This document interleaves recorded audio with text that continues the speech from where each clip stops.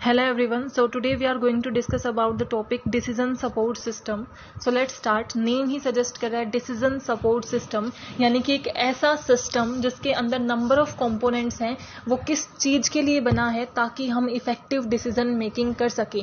ऐसा सिस्टम जो एक ऑर्गेनाइजेशन को हेल्प करता है कि वो organisation effective and informed decision making कर सके, उसको हम क्या बोलते हैं? Decision support system. It means a system which supports decision making in an organization. A system which support the process of decision making is known as decision support system. कि बहुत ही simple language में है, layman language में है कि जो भी हमारा डिसीजन सपोर्ट सिस्टम वो क्या है? ऐसा एक सिस्टम जो सपोर्ट करता है कि एक ऑर्गेनाइजेशन अच्छा डिसीजन मेकिंग कर सके, उसी को हम क्या बोलते हैं? Decision support system. अब आप खुद सोचो, अगर आपको डिसीजन मेकिंग करनी है तो उसके लिए आपको किस चीज की रिक्वायरमेंट होती है? बेसिक रिक्वायरमेंट क्या है? इंफॉर्मेशन। सो हमारे हाथ में जब इंफॉर्मेशन होगी तभी तो हम डिसीजन मेकिंग कर सकेंगे। सो एक ऐसा सिस्टम जो हमें ऐसी इंफॉर्मेशन प्रोवाइड कराता है जो उस टाइम पे हमारे लिए सबसे ज्यादा इंपॉर्टेंट है, सबसे ज्यादा क्रूशियल है, ताकि हम एक अच्छा डिसीजन ले सकें और हमारी ऑर्गेनाइजेशन को रन कर सकें, वो हमारा क्या है? Decision support system. This help in supporting only, not automating the process of decision making. कि ये डिसीजन मेकिंग की प्रोसेस नहीं है, ये सिर्फ डिसीजन मेकिंग को सपोर्ट करने की प्रोसेस है। यानी कि ये सिर्फ और सिर्फ डिसीजन मेकिंग को सपोर्ट करता है, सिर्फ हमें वो इंफॉर्मेशन प्रोवाइड करता है जिससे हम इफेक्टिव डिसीजन मेकिंग ले सकते हैं। डिसीजन मेकिंग लेना इसके अंदर नहीं आता, इसके अंदर सिर्फ सपोर्टिंग आता है। With the help of decision support system, the decision maker can retrieve the information and find the alternative solution in the process of problem solving. कि करंटली हम कोई भी प्रॉब्लम फेस कर रहे हैं, अगर एक ऑर्गेनाइजेशन के पास कोई प्रॉब्लम है तो तभी तो उसे डिसीजन मेकिंग करनी होती है। उनके सामने कोई क्वेश्चन है, उसके बेस पे उन्हें डिसीजन मेकिंग करनी है। सो उस क्वेश्चन के आंसर्स में जितनी भी इंफॉर्मेशन हो सकती है वो सारी इंफॉर्मेशन प्रोवाइड करना ताकि आप एक इफेक्टिव डिसीजन मेकिंग कर सको, वो किसका काम है? डिसीजन सपोर्ट सिस्टम का। Decision support system is an interactive computer-based system which helps decision maker utilize data and model to solve the problem. कि ये एक कंप्यूटर बेस्ड सिस्टम है जिसमें हम किसका? सॉफ्टवेयर का, हार्डवेयर का यूज करते हैं ताकि हमें वो डाटा, वो इंफॉर्मेशन मिल जाए जिससे हम इफेक्टिव डिसीजन मेकिंग कर सकें। Characteristics of decision support system. First is provide rapid access to information. Name में हमने मीनिंग में ये कितनी बार बोला कि ये हमें क्या करता है? वो इंफॉर्मेशन प्रोवाइड करता है जिससे हम डिसीजन मेकिंग कर सकते हैं। सो इसकी one of the main characteristics क्या है? कि provide rapid access to the information, यानी कि जो इंफॉर्मेशन हमें चाहिए है उससे ये हमें रैपिड एक्सेस प्रोवाइड कराता है, रैपिडली हमें वो इंफॉर्मेशन प्रोवाइड कराता है जो करंटली हमारे लिए सबसे ज्यादा यूजफुल एंड मीनिंगफुल है। Handle large amount of data from different sources, यानी कि अलग अलग सोर्सेज से। अब ये इन्फॉर्मेशन जो आपके पास आ रही है, इन्फॉर्मेशन आती कहाँ से है? डाटा से आती है, डाटा से ही तो इन्फॉर्मेशन बनती है। सो हमारे पास डाटा कहाँ से आएगा? कहीं भी से, इंटरनल सोर्स से आ सकता है, एक्सटर्नल सोर्स से आ सकता है, एम्प्लॉयज से, कस्टमर से, गवर्नमेंट से, पब्लिक से, कहीं से भी हमें क्या मिल सकता है? डाटा मिल सकता है। सो इतना large amount, vast amount of data जो डिफरेंट डिफरेंट सोर्सेज से आता है, उसे कौन हैंडल करता है? डिसीजन सपोर्ट सिस्टम हैंडल करता है, और उसमें से जो क्रूशियल इंफॉर्मेशन है वो हमें प्रोवाइड करता है। Provide report and presentation flexibility, कि इसका एक फीचर क्या है कि ये हमें रिपोर्ट एंड प्रेजेंटेशन फ्लेक्सिबिलिटी भी प्रोवाइड करता है, यानी कि जो इंफॉर्मेशन हमें मिली है हम उसकी रिपोर्ट प्रिपेयर कर सकते हैं ताकि उसे हम ज्यादा ऑर्गेनाइज्ड फॉर्म में शो कर सकें, एज वेल एज हम प्रेजेंटेशन, यानी कि उसके अंदर ग्राफ्स का यूज कर सकते हैं, चार्ट्स का यूज कर सकते हैं। Offer both textual and graphical orientation, जो अभी मैंने बोला कि इसमें हम जब रिपोर्ट बनाते हैं, प्रेजेंटेशन बनाते हैं, तो उसके अंदर सिर्फ और सिर्फ टेक्स्ट ही नहीं, ग्राफिकल जो प्रेजेंटेशन है वो भी हम यूज कर सकते हैं, चार्ट्स का, टेबल्स का, इन सब चीजों का ये हमें इंफॉर्मेशन प्रोवाइड करता है, या फिर इन सब चीजों का यूज हम कर सकते हैं। Perform complex analysis and comparison, कि जो चीजें हमारे लिए कॉम्प्लेक्स हैं, जो एनालिसिस हमारे लिए कॉम्प्लेक्स है, डिफिकल्ट है जिस चीज को एनालाइज करना, कंप्यूटर का वो डिसीजन सपोर्ट सिस्टम हमें कॉम्प्लेक्सिटी को हटा के उसे प्रोवाइड कर सकता है, उसे एनालाइज करके बता सकता है। जो चीज हम एनालाइज नहीं कर सकते, फॉर एग्जांपल हमारे सामने एक क्वेश्चन है और हमें ये लगता है कि हमें समझ नहीं आ रहा कि इसका आंसर क्या है, एक तरीके से वो क्या, येस, नो और मे बी। तो जिन लोगों ने मे बी भरा है वो हम एनालाइज नहीं कर सकते, या फिर येस कितने लोगों ने भरा है वो हमसे एनालिसिस नहीं हो पा रहा। जो कॉम्प्लेक्स एनालिसिस है वो हमारे लिए डिसीजन सपोर्ट सिस्टम क्या करता है? उसका एनालिसिस प्रोवाइड करता है, एज वेल एज हम कंपैरिजन भी कर सकते हैं, इसका ये फीचर है। Now components of decision support system, कि डिसीजन सपोर्ट सिस्टम बना किन किन चीजों से, उसके क्या क्या कंपोनेंट्स हैं। तो एक सिस्टम क्या होता है पहले आपको ये क्लियर होना चाहिए, देन आपको इजीली उसके कंपोनेंट समझ आ जाएंगे। एक सिस्टम के अंदर नंबर ऑफ सब सिस्टम्स होते हैं, एक सिस्टम नंबर ऑफ सब सिस्टम से बना होता है। तो डिसीजन सपोर्ट सिस्टम क्या है, नंबर ऑफ सब सिस्टम से बना है। और वो सब सिस्टम क्या है, data management sub system, model management sub system, user interface sub system and knowledge based management sub system. तो सबसे पहले है डाटा मैनेजमेंट सब सिस्टम, वो सब सिस्टम डिसीजन सपोर्ट का जिसके अंदर डाटा मैनेज किया जाता है। डाटा मैनेज यानी कि जो डाटा सारा आ रहा है उसे स्टोर किया जाता है, डाटा वेयर हाउसिंग किया जाता है एंड उसको अच्छे से मेंटेन किया जाता है, वो हमारा क्या है, डाटा मैनेजमेंट सब सिस्टम। यानी कि डीएसएस का वो कंपोनेंट जो डाटा को मैनेज करने का काम करता है वो हमारा क्या है, data management sub system. Second है model management sub system, it refers to the software package that include statistical, financial and other models that offer analytical capability. हमने अभी मीनिंग में किया था और उसके फीचर्स में भी था कि हमें एनालिसिस प्रोवाइड करता है। सो जो मॉडल हम यूज करते हैं एनालिसिस के लिए, वो जो सब सिस्टम परफॉर्म करता है वो हमारा क्या है, model management sub system.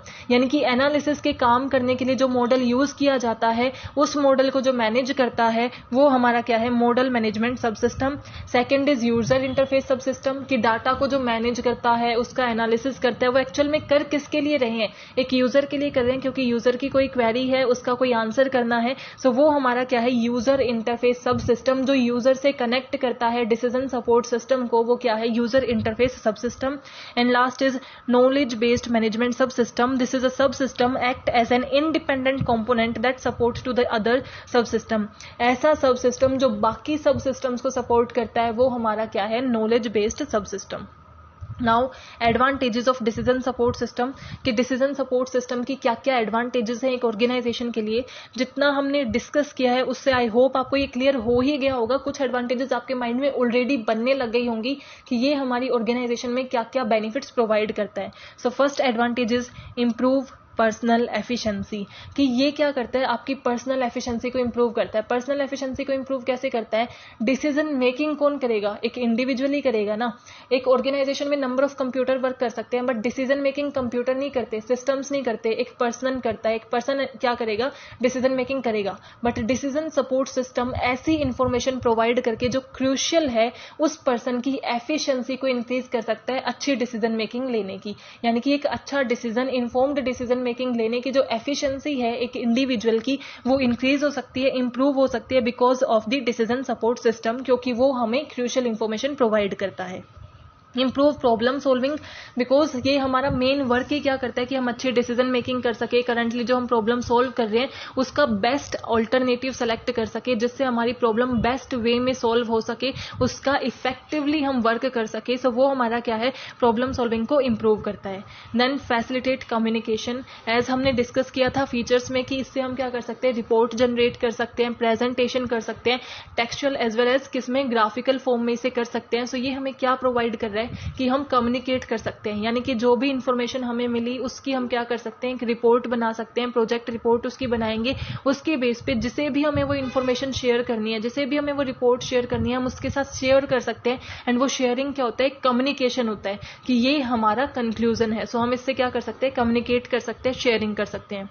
Promoting learning और ट्रेनिंग, लर्निंग और ट्रेनिंग जो है वो हमारा डायरेक्ट मोटिव नहीं होता है डिसीजन सपोर्ट सिस्टम का, बट ये स्टिल क्या करता है, प्रमोट करता है लर्निंग को और ट्रेनिंग को इनडायरेक्टली। कैसे, बिकॉज हम डिसीजन सपोर्ट सिस्टम पे वर्क कर रहे हैं, इसका मतलब हम किसी सॉफ्टवेयर पे वर्क कर रहे हैं, किसी हार्डवेयर पे वर्क कर रहे हैं, किसी सिस्टम पे वर्क कर रहे हैं।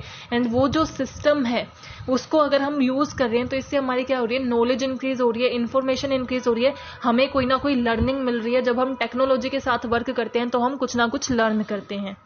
इंक्रीजिंग ऑर्गेनाइजेशनल कंट्रोल, बिकॉज अगर आप अच्छी डिसीजन मेकिंग कर रहे हो, अच्छी प्रॉब्लम सॉल्विंग कर रहे हो, सो ऑटोमेटिकली आप क्या कर रहे हो, ऑर्गेनाइजेशन को इफेक्टिव वे में कंट्रोल कर रहे हो, उसकी कंट्रोलिंग इंप्रूव हो रही है। जो भी आप चीजें बना रहे हो, प्लानिंग कर रहे हो, सब कुछ किसके रिगार्डिंग कर रहे हो, अपनी ऑर्गेनाइजेशन के लिए ही कर रहे हो। फॉर एग्जाम्पल आपने इन्फॉर्मेशन कलेक्ट की ताकि आप फ्यूचर के रिगार्डिंग स्ट्रैटेजी बना सको। सो वो स्ट्रैटेजी आप बनाओगे डिसीजन सपोर्ट सिस्टम की हेल्प से, वो क्या करेंगी, आपकी ऑर्गेनाइजेशन की बेटर एंड इफेक्टिव कंट्रोल में हेल्प करेंगी। Now some disadvantages of decision support system. First is slow, because इसमें वास्ट अमाउंट ऑफ डाटा होता है, बहुत ज़्यादा डाटा होता है, डिफरेंट सोर्सेज से आता है. इसकी वजह से क्या है, ये थोड़ा स्लो है. Number of person multi user ये सपोर्ट करता है कि नंबर ऑफ पर्सन एक टाइम पे वर्क कर सकते हैं, जिसकी वजह से इसकी क्या हो जाती है, प्रोसेसिंग थोड़ी स्लो हो जाती है.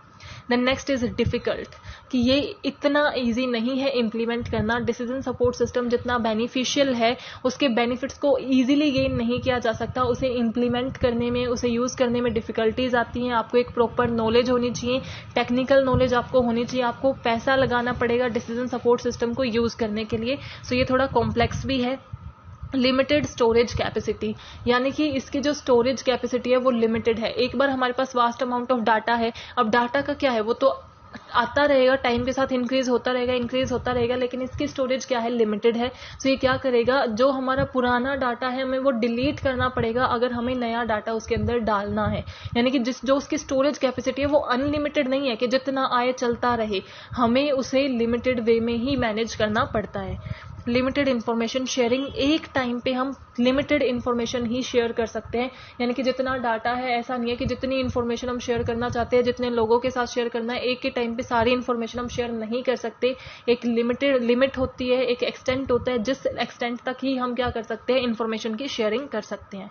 रिक्वायर एक्सटेंसिव नॉलेज, यानी कि आपको स्पेशलाइज्ड टेक्निकल नॉलेज होनी जरूरी है. अगर आप डिसीजन सपोर्ट सिस्टम का यूज करना चाहते हो, उस पर वर्क करना चाहते हो, तो आपको टेक्नोलॉजी से रिगार्डिंग, उसके ऊपर वर्क करने से रिगार्डिंग सारी इन्फॉर्मेशन होनी जरूरी है कि उसे कैसे यूज करते हैं, उसमें रिपोर्ट्स कैसे जनरेट करते हैं, ग्राफ्स कैसे डालते हैं, ये सारी इन्फॉर्मेशन आपके पास होनी चाहिए. देन आपको उसकी नॉलेज होनी चाहिए कि आप कैसे कम्युनिकेट कर सकते हो डिसीजन सपोर्ट सिस्टम के थ्रू. सो ये क्या करता है, रिक्वायर एक्सटेंसिव नॉलेज, अच्छी खासी नॉलेज हमें चाहिए. जिस पर्सन के बाद ऐसी टेक्निकल नॉलेज नहीं है, वो डिसीजन सपोर्ट सिस्टम के बेनिफिट्स नहीं उठा सकता. देन कन्फ्लिक्टेशन क्या होता है, बिकॉज मल्टीपल यूजर्स होते हैं, मल्टीपल डाटा होता है, मल्टीपल क्वेरीज होती हैं, तो इसमें कन्फ्लिक्टेशन के चांसेस ज़्यादा होते हैं. मीन्स एक क्वेरी और दूसरी, अगर इकट्ठी बहुत सी क्वेरी आई है, सो एक ही क्वेरी का आंसर पहले जा रहा है, तो उनके बीच में क्या हो सकता है, कन्फ्लिक्ट हो सकते हैं क्वेरीज के बीच में, जिसकी वजह से वो प्रोसेसिंग और डिले हो जाती है. सो ये सब हमारी क्या थी, disadvantages of decision support system. So आज हमने किस चीज़ के बारे में डिस्कस किया कि डिसीजन सपोर्ट सिस्टम होता क्या है, वो एक ऑर्गेनाइजेशन क्यों यूज करती है, उसकी क्या कैरेक्टरिस्टिक्स हैं, उसके कंपोनेंट्स क्या हैं, यानी कि वो किन किन चीजों से मिलके बना है, क्या क्या बेनिफिट्स वो एक ऑर्गेनाइजेशन को प्रोवाइड करता है, एंड इसकी disadvantages. So I hope you are clear with this topic. If you have any doubt, please mention in comment section, and don't forget to like, subscribe and share my channel. Thank you. Keep supporting.